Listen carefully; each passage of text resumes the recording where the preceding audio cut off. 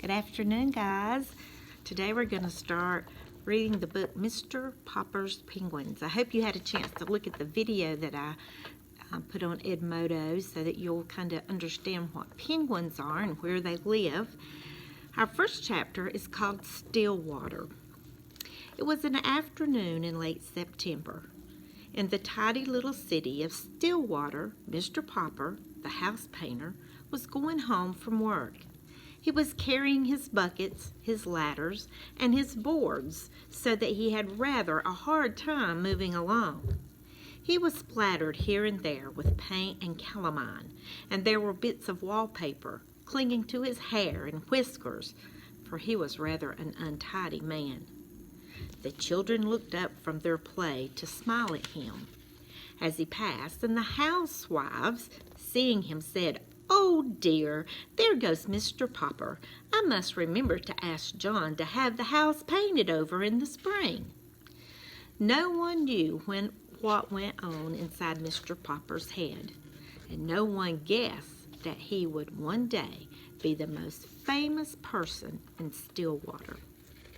He was a dreamer.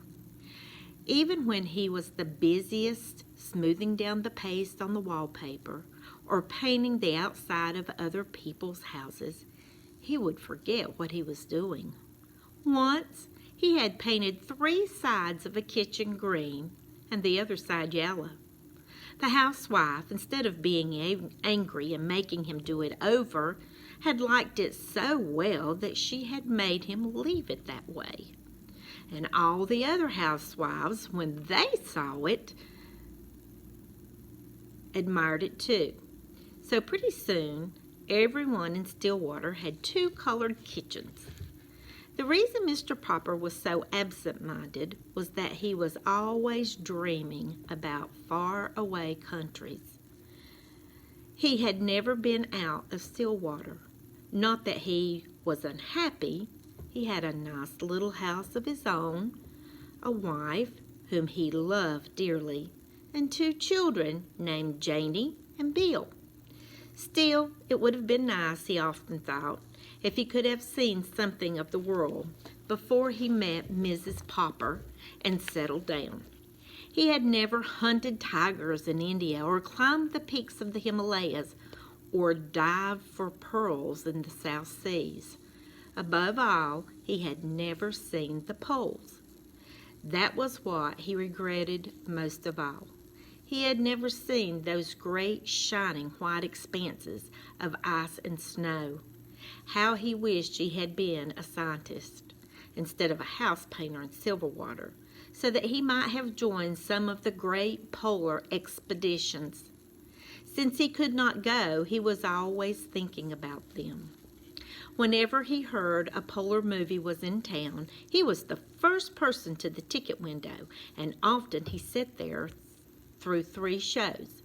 Whenever the town library had a new book about Arctic or the Antarctic, the North Pole or the South Pole, Mr. Popper was the first to borrow it. Indeed, he had read so much about the polar explorers that he could name all of them and tell you what each had done. He was quite an authority on the subject. His evenings were the best time of all. Then he could sit down in his little house and read about all those cold regions at the top and the bottom of the earth. As he read, he could take the little globe that Janie and Bill had given him the Christmas before and search out the exact spot he was reading about. So now he made his way through the streets. As he made his way through the streets, he was happy because the day was over and because it was the end of September. When he came to the gate of the neat little bungalow at 432 Proudfoot Avenue, he turned in. "Well, my love," he said, setting down his buckets and ladders and boards and kissing Mrs. Popper, "the decorating season is over. I have painted all the kitchens in Stillwater. I have papered all the rooms in the new apartment building on Elm Street. There is no more work until spring, when people will want their houses painted." Mrs. Popper sighed. I sometimes wish you had the kind of work that lasted all year instead of just from spring until fall, she said.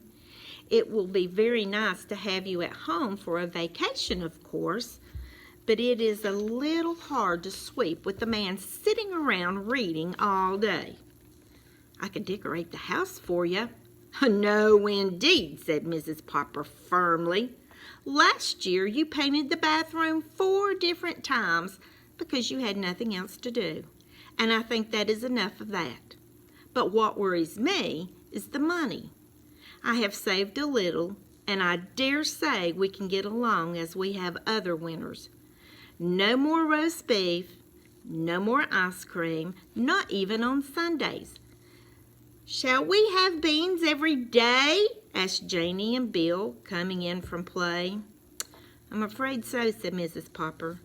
Anyway, go wash your hands for supper, and Papa, put away this litter of paints because you won't be needing them for quite a while. That's the end of chapter 1. I'm going to stop my video now because I will run out of data, and then I'll record chapter 2 in just a few minutes. I'll see you in a minute.